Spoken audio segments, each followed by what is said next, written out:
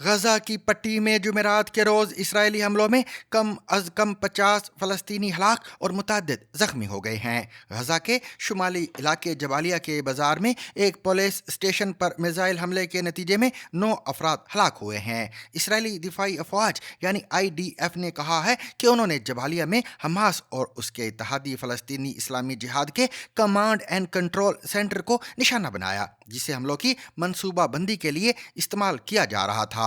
بعد ازاں حماس کے زیر انتظام سول ڈیفنس ایجنسی نے کہا کہ جبالیہ کے علاقے میں ایک گھر پر بمباری کے نتیجے میں مزید 12 افراد ہلاک ہوئے، جبکہ مزید 29 افراد کے ہلاک ہونے کی بھی اطلاعات ہیں۔ جمعرات کو جنوبی غزہ کے دورے کے دوران IDF کے chief of staff lieutenant general Eyal Zamir نے فوجیوں سے کہا کہ ہم اپنا آپریشنل دباؤ جاری رکھیں گے اور ضرورت کے مطابق حماس پر اپنی گرفت مضبوط کریں گے، اور اگر ہمیں یرغمالیوں کی واپسی میں پیش رفت نظر نہیں آتی تو ہم فیصلہ کن نتیجے تک پہنچنے تک اپنی سرگرمیوں کو مزید شدید اور اہم آپریشن میں توسیع کریں گے۔ מתוך השבר קם עם ישראל והוכיח שוב את עוצמתו ואחדותו ברגעי מבחן. חמאס חטף אומנם מכה קשה, אך עדיין לא הוכרע. המשימה טרם הושלמה. נמשיך במערכה להחזרת חטופינו ולהכרעה. انہوں نے مزید کہا کہ حماس اس جنگ کو شروع کرنے کی ذمہ دار ہے۔ حماس اب بھی یرغمالیوں کو بے رحمی سے یرغمال بنا رہی ہے اور غزہ میں آبادی کی سنگین صورتحال کی ذمہ دار ہے۔ بعد ازاں IDF نے جبالیہ کے شمال مغرب میں واقع 2 علاقوں کے رہائشیوں کو فوری طور پر علاقہ خالی کرنے کا حکم دیا۔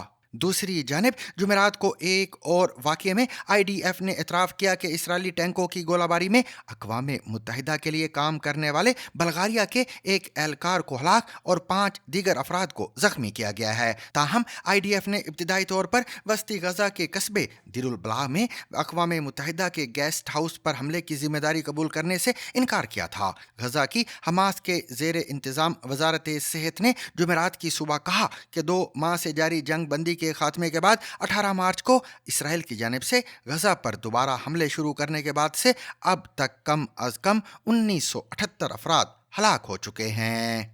امریکی صدر ڈونلڈ ٹرمپ نے کہا ہے کہ وہ کیو پر مہلک روسی حملے سے خوش نہیں ہے اور صدر ولادیمیر پوتن کو ایسا نہیں کرنا چاہیے تھا۔ تاہم انہوں نے یہ نہیں بتایا کہ روس کے خلاف مزید کوئی کارروائی یا کسی بھی قسم کی پابندی لگائی جا سکتی ہے یا نہیں۔ جمعرات کی شب یوکرین کے دارالحکومت کیو پر ہونے والے روسی حملے میں کم از کم 12 افراد ہلاک اور درجنوں زخمی ہو گئے تھے۔ امریکی صدر کا کہنا تھا کہ وہ یوکرین میں جنگ کے خاتمے کے لیے فریقوں پر بہت زیادہ دباؤ ڈال رہے ہیں۔ یہ دونوں ممالک کے درمیان امن معاہدے کو آگے بڑھانے کی کوششوں میں تازہ ترین رکاوٹ ہے، جس کے بارے میں بات کرتے ہوئے امریکی صدر نے گزشتہ سال اپنی انتخابی مہم کے دوران کہا تھا کہ وہ دونوں ممالک کے درمیان امن معاہدہ کروانے میں کامیاب ہو جائیں گے۔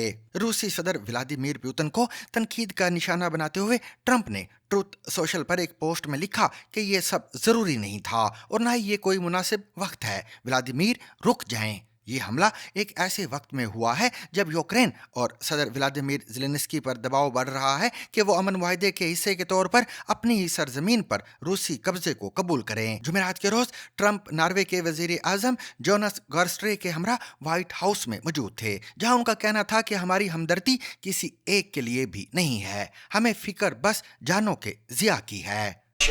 Ukraine, and we want to end that war. We want to end it quickly, and I think we've made a lot of progress, and we'll see what happens. This next few days is going to be very important. Meetings are taking place right now. Additionally, we talked about trade, and we get along very well on trade. اگرچہ انہوں نے پیوتن سے مایوسی کا اعتراف کیا، Trump نے کہا کہ وہ یہ دیکھنے کے لیے 1 ہفتہ انتظار کریں گے کہ آیا ہمارے پاس کوئی معاہدہ ہے، لیکن اگر بم دھماکے ختم نہیں ہوتے تو حالات مختلف ہوں گے۔ واضح رہے کہ 24 اپریل کی شب یوکرین کے دارالحکومت کیو میں روسی میزائل اور ڈرون حملے میں کم از کم 8 افراد ہلاک اور بچوں سمیت 80 سے زیادہ زخمی ہو گئے تھے۔ І мої співчуття усім. He said Thursday's attack on Kyiv was one of Russia's most outrageous in this long and grueling war. امریکی صدر ڈونلڈ ٹرمپ نے ایک بار پھر ایران کے ساتھ مذاکرات کے بارے میں بات کرتے ہوئے کہا ہے کہ دونوں ممالک کے درمیان مذاکرات کے دوران انتہائی سنجیدہ ملاقاتیں ہوئی ہیں۔ امریکہ کی جانب سے یہ بیان 24 مئی کو ایران کے وزیر خارجہ عباس اراغچی اور مشرق وسطیٰ میں امریکہ کے سفیر سٹیو وٹکوف کے درمیان مذاکرات کے تیسرے دور سے 2 دن قبل سامنے آیا ہے۔ ناروے کے وزیر اعظم کے ساتھ ملاقات کے موقع پر صدر ٹرمپ نے کہا کہ ہم ایران کے ساتھ بہت اچھا کام کر رہے ہیں اور بہتری کی امید رکھتے ہیں۔ انہوں نے ایک بار پھر کہا کہ ایران کے پاس صرف 2 آپشنز ہیں یا 2 راستے ہیں جن میں سے ایک بالکل بھی اچھا آپشن نہیں ہے۔ ٹرمپ کے مطابق ہم ایران کے ساتھ معاہدے کے بعد بہت اچھا فیصلہ کر سکتے ہیں اور بہت ساری زندگیاں بچائی جا سکتی ہیں۔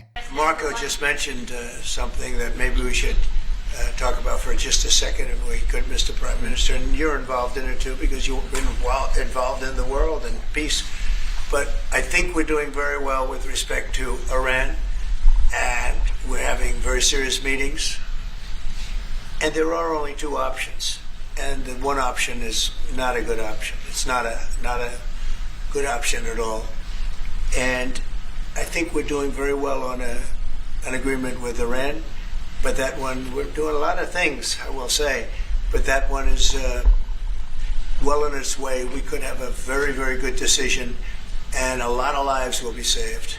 امریکی وزیر خارجہ مارک روبیو نے ڈونلڈ ٹرمپ کے ساتھ ایک حالیہ پریس کانفرنس کے موقع پر کہا کہ اس وقت تمام عالمی رہنماؤں میں سے کسی نے بھی جنگ کو روکنے کے لیے ٹرمپ کی طرح محنت نہیں کی ہے۔ یہی وجہ ہے کہ ہم اب ایران سے بات کر رہے ہیں یا روس اور یوکرین کے ساتھ مذاکرات کر رہے ہیں تاکہ امن قائم کیا جا سکے۔ واضح رہے کہ ڈونلڈ ٹرمپ نے 7 سال قبل جوہری معاہدے سے دستبرداری اختیار کی تھی اور ایران پر دوبارہ سے جوہری پابندیاں عائد کر دی تھیں۔ اب ایک مرتبہ پھر انہوں نے دھمکی دی ہے کہ اگر کوئی نیا معاہدہ نہ ہوا تو وہ ایران پر حملہ کر دیں گے۔